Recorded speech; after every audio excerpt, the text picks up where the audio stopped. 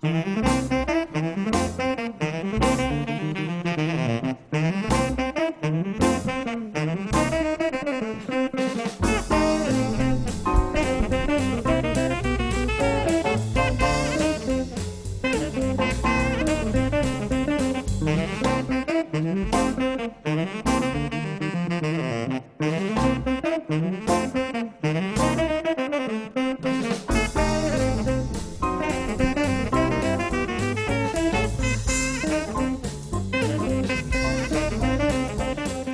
evening. How are you doing? It's Friday, it's 8 o'clock. That means it's time for Orpington Virtual Jazz Club. Hope you've had a great week and everybody is enjoying this lovely weather. We've got a fantastic show once again tonight. Very excited and pleased to have this amazing musician on the show this evening, live, ladies and gentlemen. And Steve Buckley, he's one of the great artists of the British jazz scene. He's been creating some really interesting music. He's had a lot of diverse projects and he's been involved with some real super bands. So we're going to be very excited about talking to him about that. Before we jump in, just a reminder, next week is the last show for the break. We're going to take a little break through August. So I won't be broadcasting in August. And in fact, next week will be the last ever Orpington Virtual Jazz Club. Because when we come back in September, it's going to be a brand new show. It's going to be on a different format, and it's going to have a new name, which I shall be revealing next week. But enough about that. Let's welcome our guest, ladies and gentlemen. Give him a nice clap. And all the way from Devon, ladies and gentlemen, Mr. Chris Buckley in the house. Chris. Devon, he's in Devon. Hello, mate. I'd like to say it's Steve, by the way, not Chris. What did I say? Chris.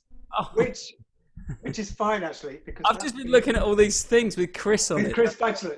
Yeah, I was just very common Bachelor. Shall I start again? Right, let's start again, ladies and gentlemen. Oh, that's interesting. Actually, the funny thing was, me and Chris, that was one thing that always used to happen. People would always be coming up calling me Chris and him. So it's Steve. Ladies and gentlemen, please welcome Mr. Steve Buckley. Hello, Buster. Hi. Hello, mate. You wouldn't believe this is a professional show, would you? Nothing like it. So I've started off with the classic Alan Partridge clanger there, and I'm sure there'll be a few more. Thanks very much for coming on the show, mate. I really appreciate it. It's a real pleasure to be here, actually. Thank you very much for inviting me. It's good to see you. We've got a fantastic lineup of music here, and I'm really excited to share this. You've done so many varied projects and been involved with some incredible musicians that you've worked with and things that you've put together. And your whole approach to music, I think, is just super interesting. And of course, you know, you do a lot of teaching, and I know that you share a lot of that, and right from all the top conservatoires and through to local schools where you're working with the children as well. And you know, it's quite an output of work that you've had, a body of work that you've produced over the time, and it's quite an achievement. I think it's really something to be very proud of, obviously. And you're still at it, of course. And yes, kind of. Yeah. With coronavirus, we're sort of temporary pause. Temporary pause, exactly. Yeah. You've got a super new band, which we're going to hear a track from later. But what I think I'll do, let's just jump straight in, and we're gonna start off with this track. This is Herbsman Jive. And this is from 1994, one of your early collaborations with Chris Batchelor. Yeah. And Steve Watts, the great Steve Watts on bass, and Martin Watts on the drums. Is there anything? This is an album called The Whole and the Half, and perhaps you'd just like to tell us a little bit about that before we put this on. Well, this is an early project of me and Chris. I mean, me and Chris, we played we met a long time ago, you know what I mean, back in the 1970s or something. And we did a few little kind of bands along the way, but this was our kind of the quartet which is a kind of like a distillation really of the other things we've been doing, which was, you know, drawing on world music and like Ornette Coleman music, and we were just kind of like throwing it all in. So this was just a little tune of mine that, you know, as these things come, it just, you hum a tune, think, oh, that'll do. So we played this, and in fact it didn't have the title Herbsman Jive, was because we didn't have a title when we played it the first time, and there was this West Indian guy. We said, oh, has anybody got a good title for this? And the West Indian guy came up and said, yeah, you should call that Herbsman Jive, he said. So we thought, yeah. So Why not? So that's where it came from. So let's hear about that then. This is Herbsman Jive. Ladies and gentlemen, this is the Buckley Quartet.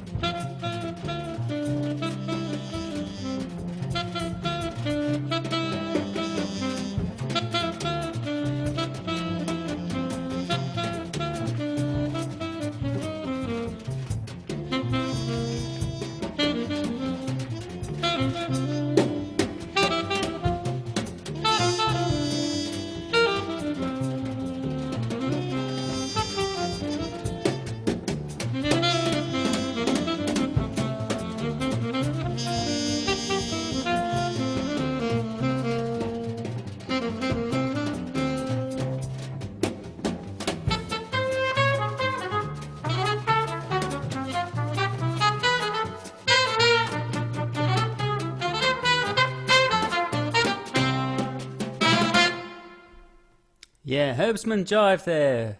Steve Buckley. Chris Batchelor, Steve Watts on the bass, and Martin France on the drums. Fantastic, Steve. Beautiful music. Obviously, a strong influence there on the Ornette Coleman Quartet kind of sound in terms of not, the piano-less thing. Yeah.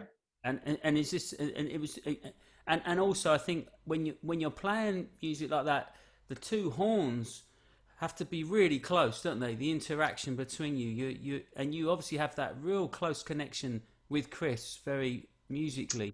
You're really Yeah. the same wavelength there.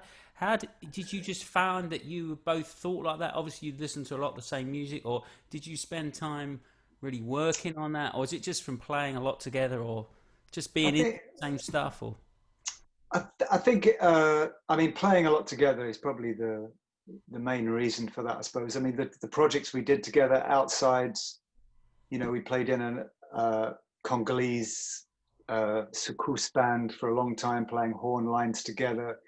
Uh, Latin American band. We did a lot of things together, which I think we just got that kind of way of, so we could really link our sounds, link our rhythm. I mean, it's difficult to know because I think with Chris, there was something that kind of naturally came together anyway.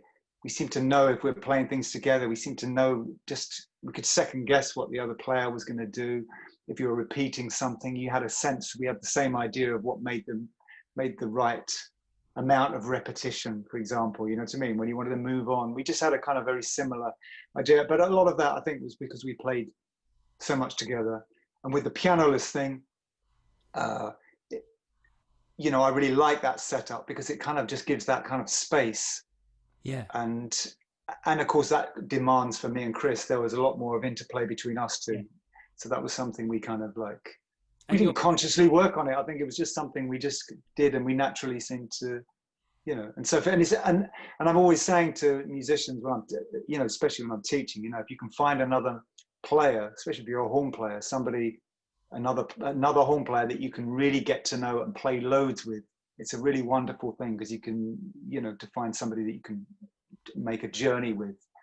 To me, and really get to know. I mean, that's the same for getting to know, playing with regular musicians, I because guess a bit like drums and bass as well, exactly, yeah, just slot yeah, right in. But for you, that you're thinking harmonically as well, and also that type of music there, obviously with that very repetitive bass line, is like there's a freedom there, isn't there, that you have with yeah, that. It's very open in terms of the form. Like it's not that you're not tied to a structure. So I think you maybe I don't want to put words in your mouth, but you're kind of you're leaning on each other a little more as well for that kind of content of the music there as well. Is that something that is it conscious, or is it just happens? And um, yeah. I mean, the thing is, the repetitive thing. I mean, uh, I really enjoy that. I've always really enjoyed African music and that sort of any music, even like James Brown, funk, any of that thing where there's something that's just repeated and it allows you just that bit of you can have a bit more kind of stream of consciousness in a way, like moving from one thing to the next, because you haven't got to keep thinking, oh, now I've got to get back to this place. that's a great way of putting it. Yeah, I never thought of that. So things can just kind of like expand and contract in any way you like, Yeah, you got time to just sort of express your ideas. Okay, it's fantastic. I mean, we've got a lot to get through, so let's look at this next track now. So we've got this We're going to play a video. It's a YouTube video, folks. But it's not. It's because now. This was recorded live, right? This is a live recording from Vortex. This is the Eccentric Dancer track, and but there's some pictures on the YouTube video of the night, I believe. Is that right? I think it'd be nice to share that and show that. Do you want to just tell us a little bit about this band, Steve, while I line that up? Well, this band was called there was a band called Kakachichi, which is like a drum band from Ghana. I spent quite a bit of time in Ghana. Was that before or since this session, or was it around? This was before, and it just that this band came over to England, so we decided while they were here we'd set up a gig. And I thought, Oren Marshall, who's on this, also has quite a strong connection with Ghana, but I don't think he knew Tete, who runs this band. But I wanted to get Chris and Oren in. And we just organised a one-off gig at the Vortex, did a quick rehearsal, and it just turned into a completely wild night because every drummer in, like African drummer, and people who were like going to workshop wanted to come down and see this band, plus the jazz audience wanted to come and see it. And more drummers were turning up and sitting in and playing. So it became like it was a very memorable night. But it was, but musically, it's just like it's one of my tunes that had been written actually for the quartet with Chris. And I just thought, we'll try it in a different format, in a kind of more African rhythm rather than swing thing. And that was it. The rest you'll hear. We just sort of set off on the adventure. Amazing. So this is Eccentric Dancer, ladies and gentlemen. And let's just click this and click that. And you should be able to see the pictures. And let's see if we can get this to work. Here we go.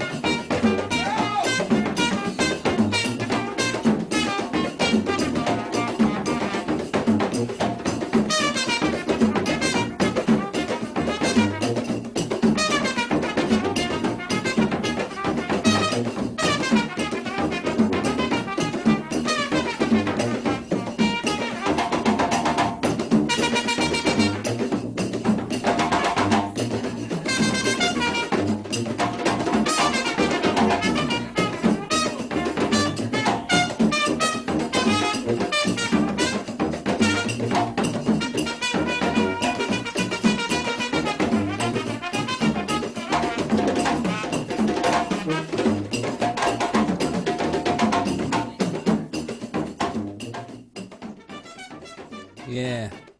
Well, there's plenty more of that, and I could listen to that all night. But we're going to run out of time, so I'm going to just fade that there.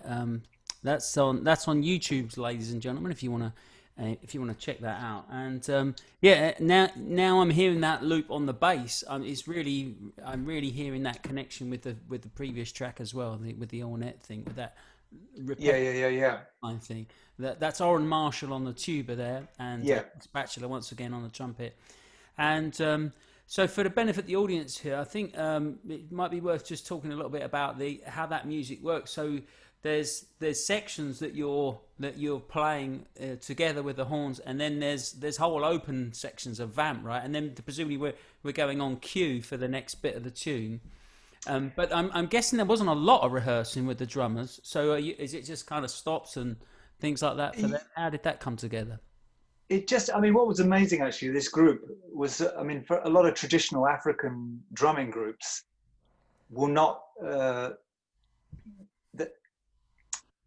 would I put it? They wouldn't naturally want to be trying to play that sort of music in a sense, because they have acquired sort of, they're sticking with much more in the tradition. And, all credit to Tete, who just, he was very flexible and kind of went with something which was quite unusual for him, the way the tune worked with the 5/4 bar and this, Yeah. and you know what I mean. So it was great that they really went for that. And for the rehearsal, again, there wasn't like I said, we had one rehearsal. It was kind of really off the cuff in a sense. So the tune didn't really follow. We didn't really know how it was going to go. The beginning actually ended up with a long vamp. We hadn't planned it like that. It just seemed to just naturally follow. Right, yeah. So we just kind of and it's that thing again of like being in the moment, following what happens and committing to that rather than thinking, oh, it's got to be so many bars, then the tune, and then, it was just an intro that just kind of carried on. It's a very brave approach to music, isn't it? Like you got was it Miles Davis says, he goes, you can do that, but you got to use very good musicians in the band. Yeah. So at the end there, hearing a little bit of on Chris's solo, hearing some interaction with the drums, like the call and response, and I was like I would play on the kit, like when you get a little gap between the solo. Yeah. It's a little phrase. And the drummers are hearing, so they're really connecting with you. They're not just playing a groove and sticking to it, are they? They're interacting. There's exactly. There. Just how exactly, yeah. Be. And I think both me and Chris, we really enjoy that interaction with drummers. You know what I mean? And that's one of those situations. Again, when you haven't got a chord instrument, there was no chord instrument there as well. Yeah. So the rhythmic thing is very. Especially in that music. African drum. It's all about rhythm more than anything else. So. Fantastic, connect. Beautiful. Well, we'll push it on. You've certainly had some good drummers, and there's another one coming up. So we got a trio track now with again you and Chris, but with Paul Clavis on percussion. So just the three of you again. Not even a bass this time. Is that right? Have I screwed that up? Well, no, you're right. Except that this album was an overdubbed. It was a kind of experiment in overdubbing. So there's only me and Chris who put down all the horns, and then Paul Clarvis came down later on at another session, and he put down the drums, and then we soloed with him. Oh wow, that's interesting. To a track. Yeah. So there's a lot going on here. You're going to hear I'm playing bass, clarinet, alto. At one point in the back, you might hear what we called was a bass cladgeridoo, which was that I took the ends off the bass clarinet and played it like a didgeridoo to get this effect of a didgeridoo. Chris is yeah. So Chris is playing tenor horn on there as well as trumpet. So it all adds up to a much bigger. And this is Levine, isn't it? We're looking at here. Yeah. Yes. And this one was just inspired by some time I spent in France. There was a farm that we used to go and visit. We really got to know the two people who were running this farm. But it was in an area of France where it was kind of like a kind of home to the French resistance. It was like a kind of little hub of the French resistance. And also the fact that this farmer who was tending to his fields there, it was quite a hard area to farm. So it was all about that struggle. So the piece has kind of got the struggle, and it's kind of inspired by a kind of Eastern European sort of feel to it. Fantastic. So, and in fact, I heard him humming a tune once when he was coming back, and that was the kind of inspiration for the beginning tune. That sort of. So anyway, so that's the story behind this. The album for this is Life as We Know It. It's from 1999, folks. Here we go.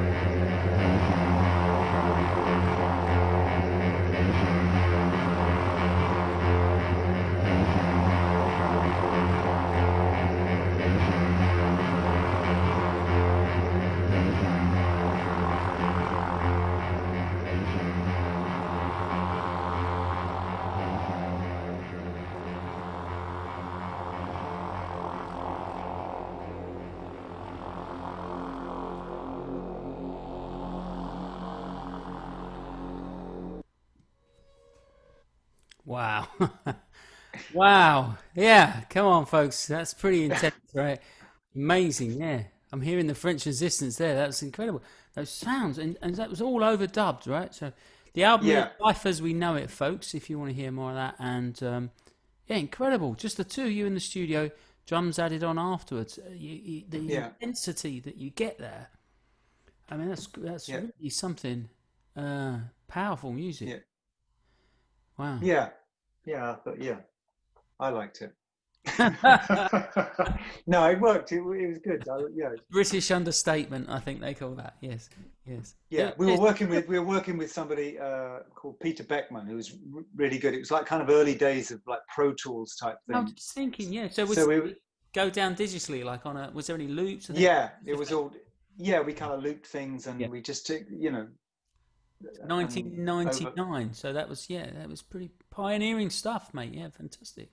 Yeah, Wow, wow, intense. Yeah, fantastic. So we're gonna now what we haven't discussed. I mean, I don't think we've got any tracks off, but we should probably briefly mention at least your association with one of the biggest UK jazz bands, probably certainly for a generation, and that was Loose Tubes, and of course you were a founding member of that great band, and which went on to do great many things, touring the world and all sorts. And yeah. I mean, I mean, and we've spoken about it, but maybe some of the audience aren't aware. So perhaps you want to talk a little bit about how you got involved with that with Django, and there's a sort of South London vibe there, Yeah, isn't there? yeah, it was kind of interesting. I mean, Because I you're met, local to me, aren't you? You're down the, originally. yeah, yeah. Well, in about sort of, I can't remember, 1976 or something. I just bought a saxophone, and my dad pointed out. He said, "Oh, look, there's a jazz course. Do you want to go on that?" And I thought, "Oh, okay, I'll try that." Hadn't done jazz before, and it was an amazing. It was like completely kind of. It was just an amazing experience. And suddenly I just suddenly saw a completely new direction. I was a clarinet player up to there doing classical music, and I just thought, this is it. And I listened to lots of jazz because my dad was a jazz man. But on that jazz course, I met Django Bates, and we became friends. And after that course, every weekend we could before I went to university, there was a couple of years where we used to meet up regularly, and he was playing trumpet mainly at the time then. So we were trying to be Charlie Parker and Dizzy Gillespie. I had all these Charlie Parker 78s that my dad had in the loft that I discovered. And we headed off. So that was, and through Django, I met Chris Batchelor, who also he was Bexley, that sort of area. I went up to Beckenham, isn't he? Django? He's Beckenham, yeah. Yeah. And then I went up to university, actually, to Leeds. And Chris came up there to do a course there my last year, but I also met John Harborne at the Leeds. But John Harborne actually came from Orpington, so that was the kind of thing. And so when the beginnings of Loose Tubes, what it was like a workshop band that was set up by a British composer called Graham Collier. Mm. Which Loose Tubes kind of grew out of. Django was there. I wasn't in the original lineup, but as soon as there was a space available, I came in because I knew all the people that were in there. And then Loose Tubes grew out of that, and of course, and it was kind of inspired really by the fact Django brought a few pieces along that were just so brilliant that we just thought we could see something good was on the way here.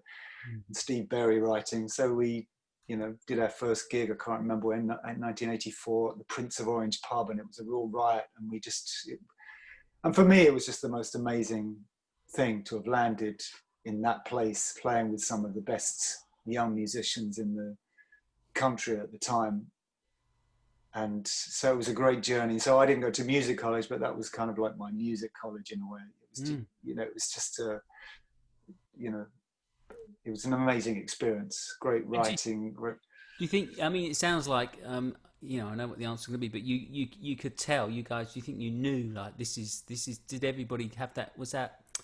There was that sense of this is something special straight away, like amongst, because obviously I think we did, but of course central to this was Django, and Django was like, you could see that he was just amazing. I knew that from when I first met him. We used to get together, but it was quite obvious to me I was always like feeling like a bit behind, way behind him in a sense. But and I think that was having him there and his compositions and his playing. It kind of set a bar that was really high, and so there was always a striving for excellence, even though the band was often looked at as a bit irreverent and a bit kind of chaotic in its way. But there was a real commitment to. I think that's why sometimes people miss the power of the music, because there was that kind of slight distraction of that kind of wackiness a bit. And I mean, obviously, like musicians and people that know, but to the maybe perhaps the layman, if they come and say it was just but that was kind of also its strength, because it really could appeal to a lot of people because of the fact that it was kind of, we had Ashley doing the comparing, and he was really incredibly funny, and so was. But it just means sometimes I think people get distracted by that, and they don't really appreciate the quality and greatness of the musicians. Yeah, I mean, it took me a time. It was only years after it finished, really, and I went back and had a listen to some things, and I thought, actually, that band was, not, I was just one part of it, but it was, it was a great band, really good, yeah. So, well, we're not going to play any of that, so but it's I couldn't not mention it, yeah. But maybe we'll do some Loose Tubes records. Loose Tubes, yeah. I'm sure we'll have some other people on at some point who've also been involved with that. So The Wizard is the next thing, which is from an album called Big Air, and again Chris Batchelor with you, Orrin Marshall, but a couple of other musicians as well, and is it Jim Black on the drums? On the drums, yeah. Yeah. This was a after we did the album Life as We Know It, we won a prize. I think we got a commission from that was it. Off the back of that album, we got a commission from the BBC to write some music, right, for the Radio 3 jazz program, Jez Nelson. And we were thinking about who we would use. We'd been playing on a project which was called Equal Interest. It was 3 musicians, American musicians, Joseph Jarman, the violin player whose name, that's really awful, but I just can't think of his name. It'll come to me in a bit, I hope. About 2 a.m. I usually find I wake up. Yeah, no, that's awful. But anyway, they were sort of like from the Chicago free scene, like Joseph Jarman was from the art ensemble of Chicago, and they came over to do a tour, and they needed some British music. It was Leroy Jenkins, that's right, the violin. Leroy Jenkins. Yeah. And so they came over, and me and Chris played in that band with them. Wow. And so we met Myra Melford, the piano player, who was we just thought was amazing. She's quite she's a very small woman. She doesn't look like there'd be much power there, but when she gets at the piano, she's just like a complete powerhouse, really creative, brilliant.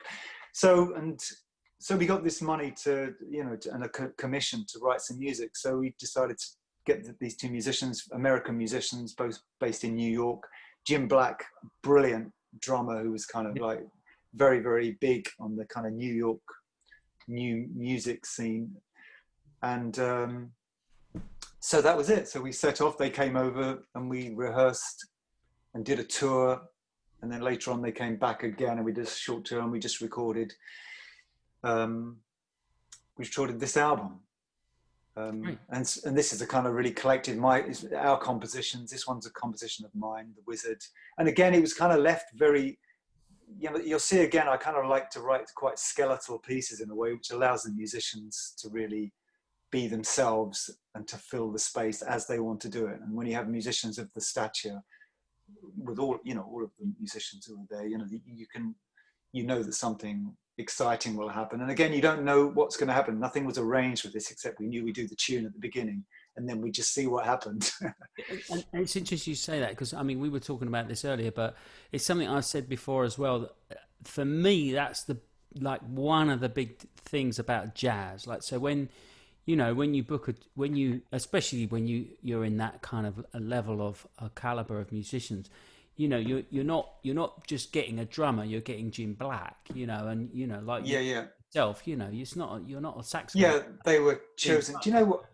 Like those ingredients, like when you put that band together, you're thinking of the musicians as ingredients of the music, because they're not playing a part like you would in an orchestra or a show band.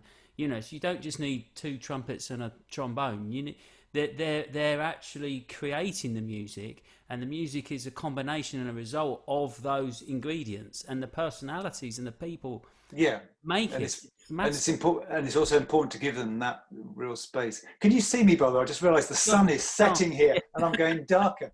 Maybe I should go and turn the light on. Shall I see if that helps? If I, because I'm gradually going to disappear. Put 50p in the meter. While Steve puts 50p in the meter, we're going to play That's this. better. That's better, isn't it? Oh, he's there. He is. Yeah. I just suddenly realised. I thought, hey, I'm just disappearing, fading Yeah. away, guys. Yeah. Okay, so let's hear a bit of this, The Wizard, then. Fantastic. Thank you.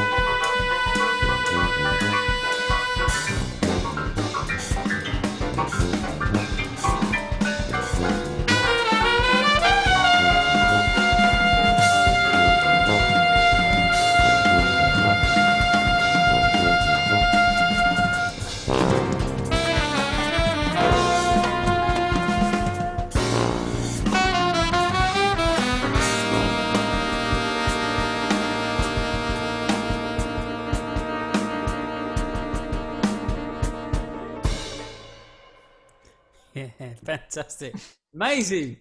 The wizard there, and wow, incredible playing. Again, the bass really tying it together, isn't it? Oren on that kind of little bass loop, and Jim Black on the drums, amazing. Yeah, But yeah. groove's there, but he's phrasing all around it, and the textures and sound that he's getting, Yeah, the interplay with you guys as well. It's just there seems to be like a theme here, like that's like that approach to the music with the bass being the kind of anchor and the drums free to interact. And you and Chris just so together, so tight together like that. I mean, yeah, unbelievable, yeah. beautiful, man. Yeah, no, it was a great. I mean, it was a very difficult project to kind of keep going because of the difficulty of Yeah, availabilities and distances in this. But it was an amazing thing, and Myra and Jim, it was fantastic to play with those musicians. You know, they're yeah. And the incredible. experience they have as well that bring to it as well. So, well, the time is really marching on, ladies and gentlemen, and so if you are enjoying the music, please consider a donation. It's just about all we've got to keep us going at the moment, and it's much appreciated. It's paypal.me/Buster Birch, and Steve and I'll be divvying that up when we get it all in. So that's much appreciated. Thank you very much to everyone that donates. It really is really much appreciated. So we're going to play this next track now. We've got a nice ballad, which is so that album we just heard was 2009. So fair, not so long ago. But this latest one is 2015, and there's a couple of young Turks on here with you now. I think they're both from the Academy. Is it Kit Downs on the piano and James Madgen on the drums? Very fine young players, and I'm presuming Yeah. these are people at some point you taught as well, because I know you've taught in virtually all the conservatoires. So it must be interesting seeing. Do you spot these guys when they're coming through? Do they stand Well, at a mile, or is it? I didn't ever teach them. Oh, I was there, but they were actually when Loose Tubes had a reunion. I met Kit Downs. I'd heard about Kit quite a few times yeah, from different people, and the opportunity never arrived for us to play. And then we met, and then just said, "Oh, it'd be nice to get together and do something." So, and I was living in Devon at the time, and had been for a while. So when I came up, I just set this gig up at the Vortex, and I said, "You get the musicians you want to play with." So I didn't know James, I didn't know Ruth, Ruth both Scholar.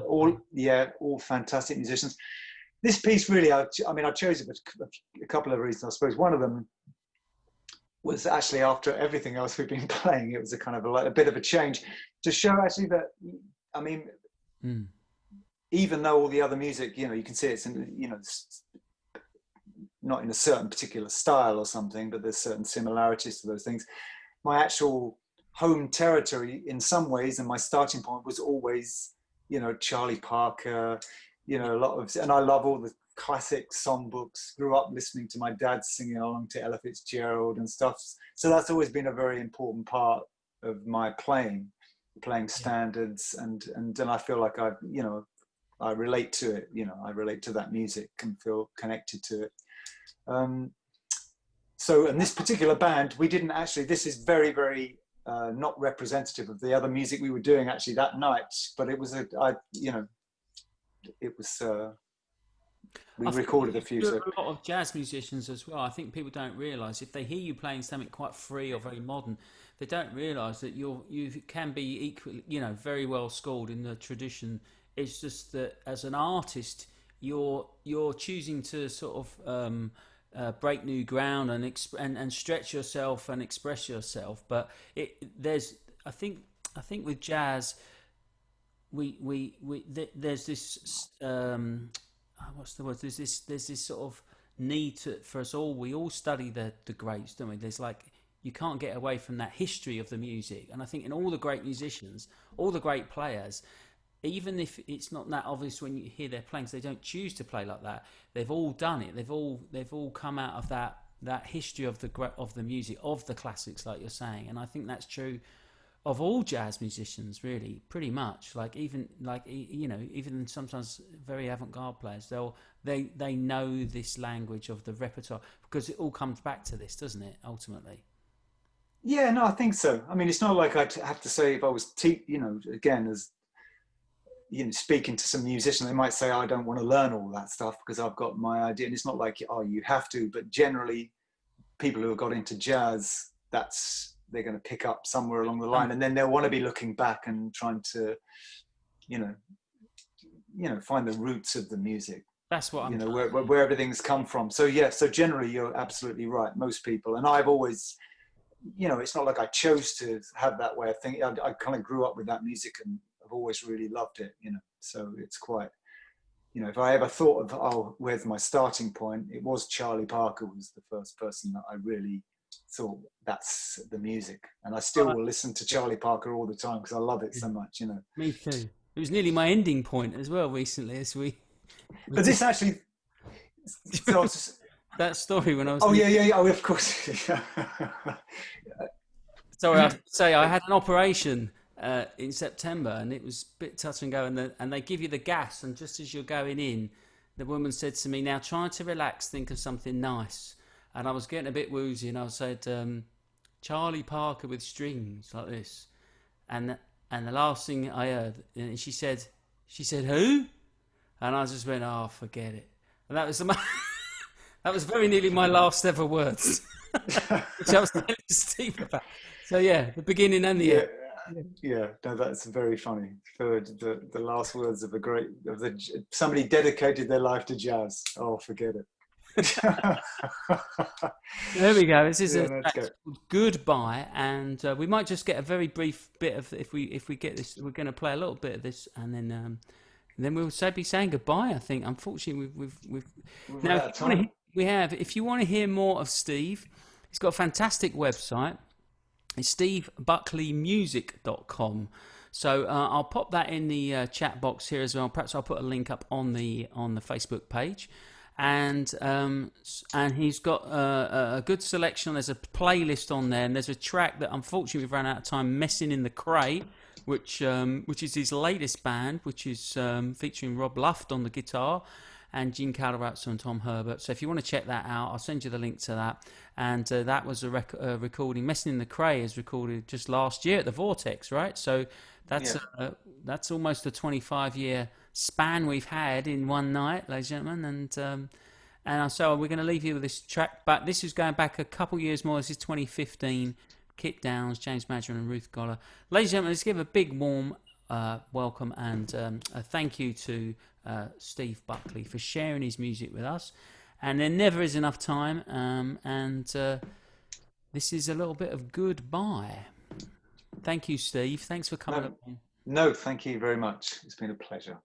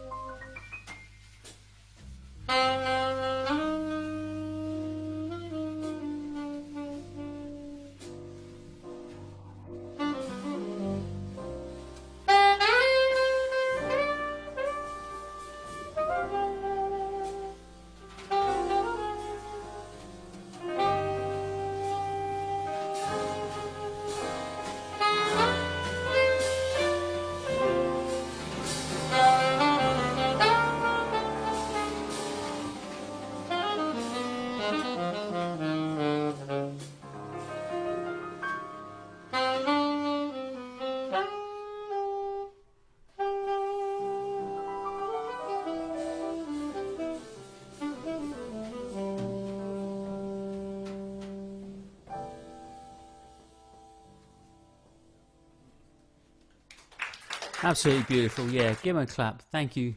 Thanks, everybody. Thanks for tuning in. We really appreciate it. Thanks again, Steve. No, thank you very much. It's been a real pleasure, and hope to see you soon, mate, on an actual real gig together sometime. Yes. And it's been really great sharing all this music. And like I say, ladies and gentlemen, if you want to check out more of Steve, his website's in the links. You can hear more of his music. There's a page up there with a lot of his tracks, which he's uploaded. And yeah, don't forget the tip jar. Take care of yourselves. I'll be back next week with Simon Purcell. And that'll be the last session of Orpington Virtual Jazz Club. So don't miss it. Oh. Tell your friends, and we'll see you. We'll see you next time. Thanks, everyone. Good night. Cheerio.